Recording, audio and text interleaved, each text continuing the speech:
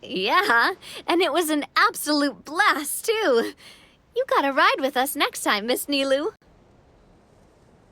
Huh? I'm okay. Thanks for...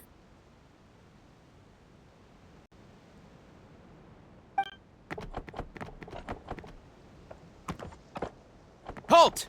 What do you think you're doing? Get out of my way! What's going on? Your Majesty, there! Let us through! Stay back! It's okay. Let them through. Tuh.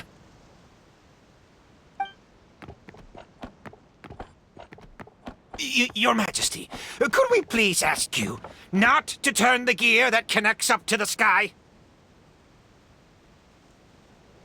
And why is that?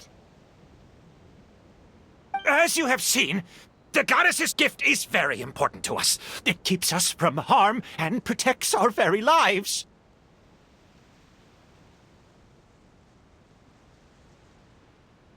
Some of us, we just aren't ready to lose that protection.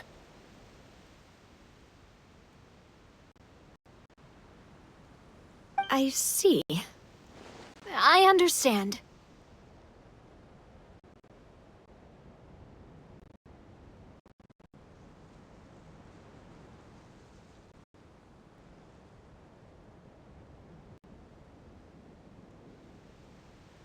Huh? Your Majesty, do you mean...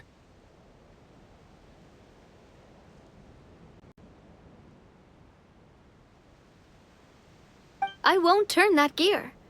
Not until you're ready.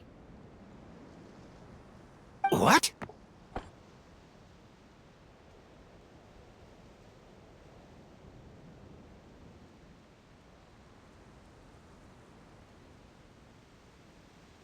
I've said before that the Metrópole belongs to the people, and they should have the right to decide its future.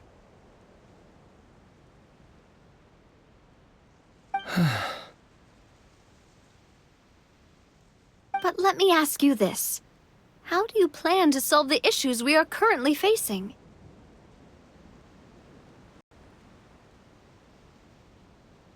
Well, we'll start by rescuing the people that have gotten stuck. And then we'll find a way to figure out the true cause of this crisis.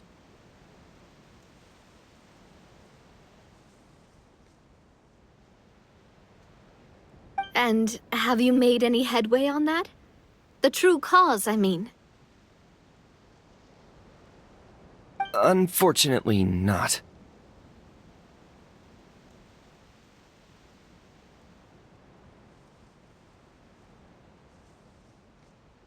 Hey, you little...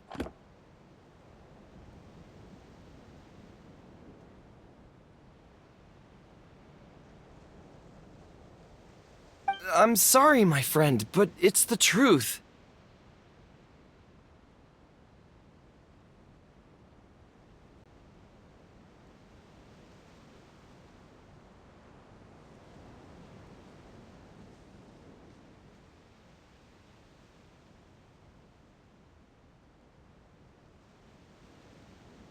You have friends and family that have been affected, don't you?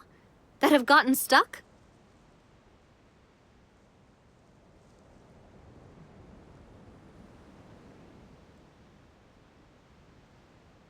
Duh.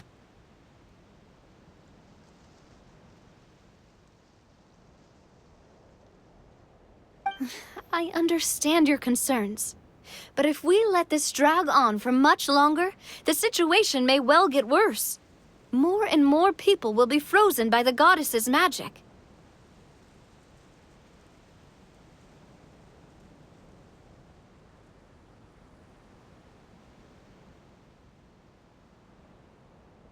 Yes, but if we turn that gear now, all the tracks in this city will disappear.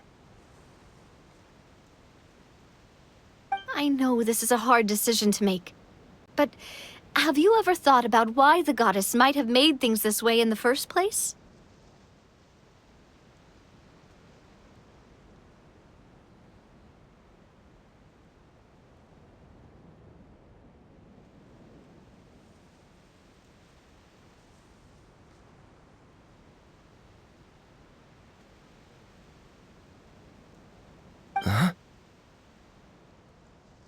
Why do you think she might decide to take back her gift and stop revealing further prophecies about the future? Are you saying she has abandoned us? No. Quite the opposite, in fact. What do you mean? The goddess dearly loves this world and all the people of Simulanka. And because she loves you so much, she wants you to be able to choose your own path.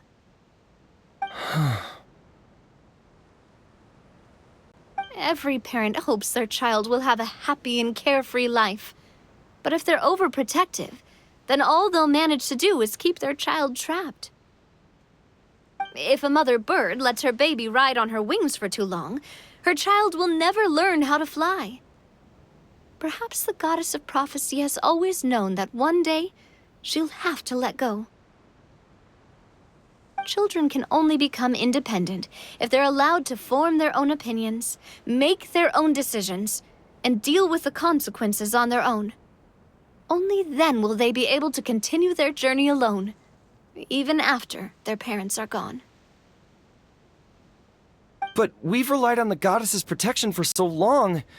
We don't know what it's like to go it alone. We don't know if we have what it takes.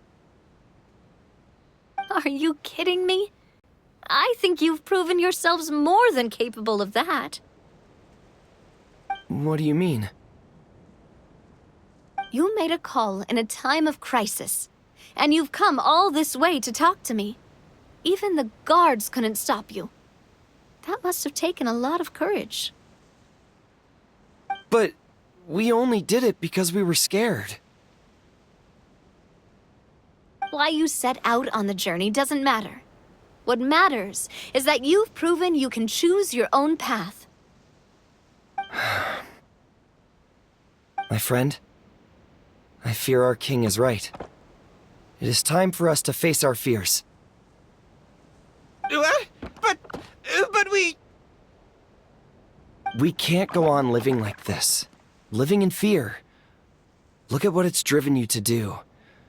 You threw away a star personally created by the goddess of prophecy herself.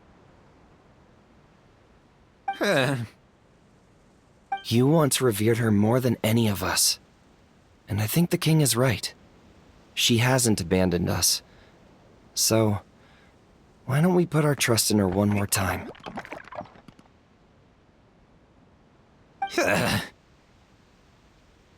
I don't care anymore. Do what you want.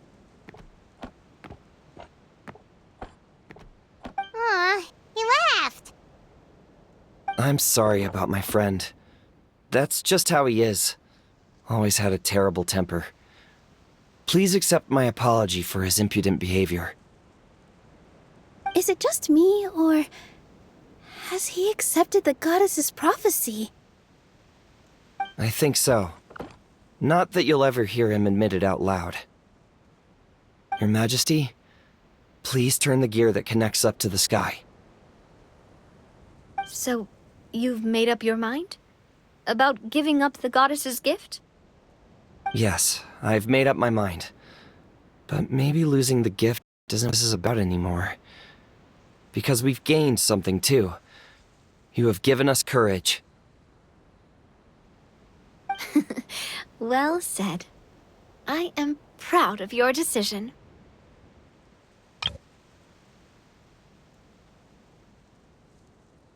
Now, gather around, everyone, and join me as we make the night sky of this wonderful city turn once more.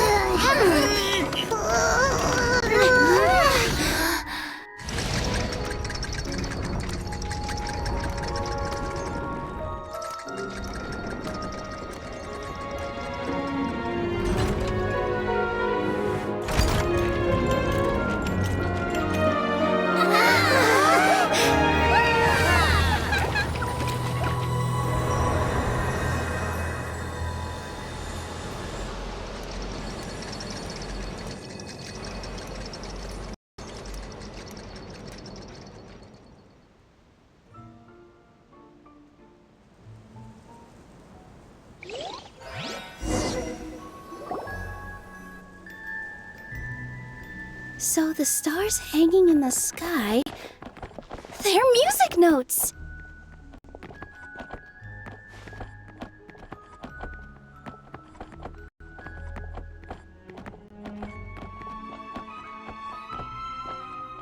This entire Metrópole is a huge music box! That's incredible!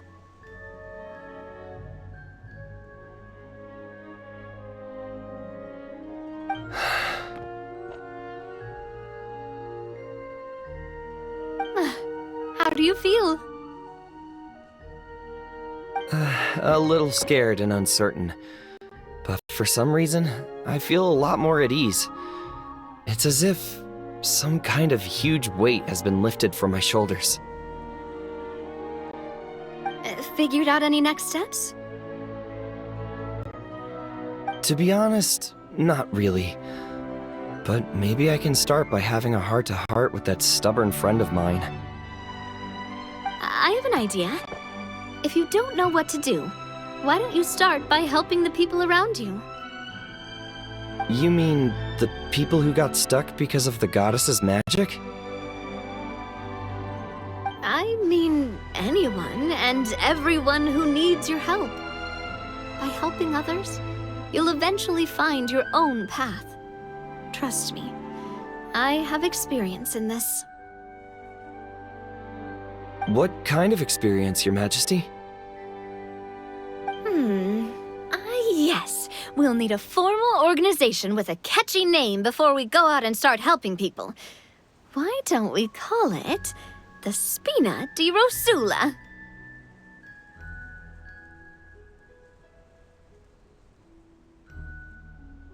Spina di Rosula? Ooh, or even the Spina di Rosula di Simulanka. Yeah, that's catchy. Wow, big expansion for the Spina. Moving into other worlds now. Spina di Rosula. I like it! It's a great name. Let's do as Your Majesty suggests. Well then, how about I appoint you as the head of the Spina in Simulanka? While I'm off fighting the dragon with the other heroes, it'll be your responsibility to work with the guards and take good care of the people in the Metrópole. What? You're planning on fighting the dragon? But no, Your Majesty, you must reconsider! He's right. Your Majesty, you can't. How are you two on the same side all of a sudden? Perhaps Your Majesty is unaware of this. The great dragon suddenly broke out from the Titanium mines one day and tore the end of the world to pieces. After that, it spat out a strange fog that surrounded a whole island. No one knows what lies beyond the fog, and no one knows what has become of that poor island. Before Your Majesty arrived, we dispatched many soldiers to fight the dragon, but none came back alive. Yikes. Sounds worse than we thought. Isn't that all the more reason for us to go? There could still be guards trapped there, waiting for someone to rescue them. King Navia is right. We cannot simply stand by and watch as the people of this world suffer.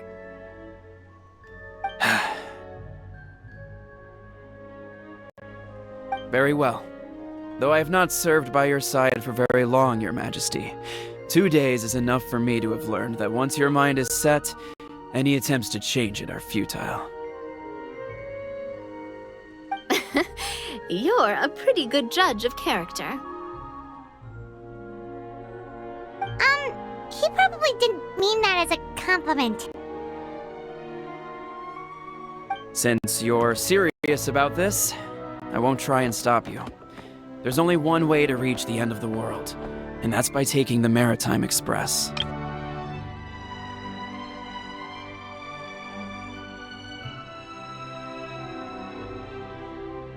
Oh, right! So there's a line going there too?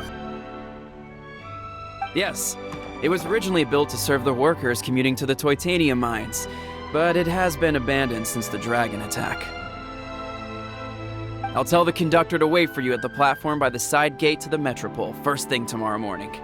You're embarking on an extremely dangerous adventure. Please be careful, Your Majesty and friends. Oh, thank you for your concern.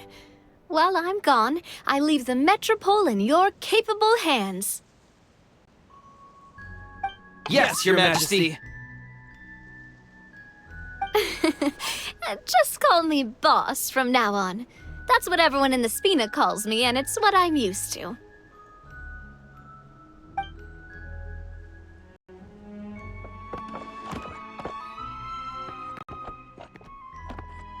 So, the plan for tomorrow is journey across the ocean, make it to the end of the world, and defeat a dragon. Whew, that's an adventure and a half. Do all storybook heroes have to work this hard? At least we'll get to see some amazing scenery along the way, right? Besides, we'll have each other. It'll be a shared experience that we'll never forget. Plus, we're pretty well equipped for a classic heroes versus dragon story. We got Miss Nilu as our magic caster, and I guess I'm the melee warrior who leads the charge?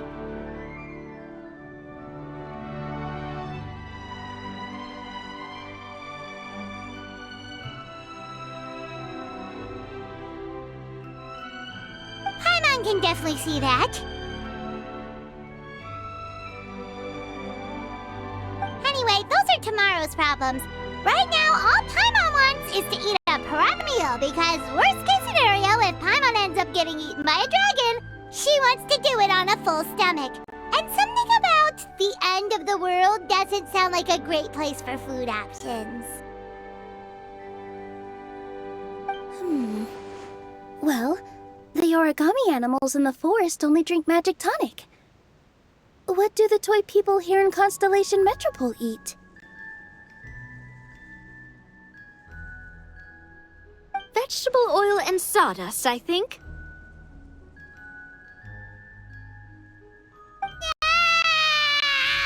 No!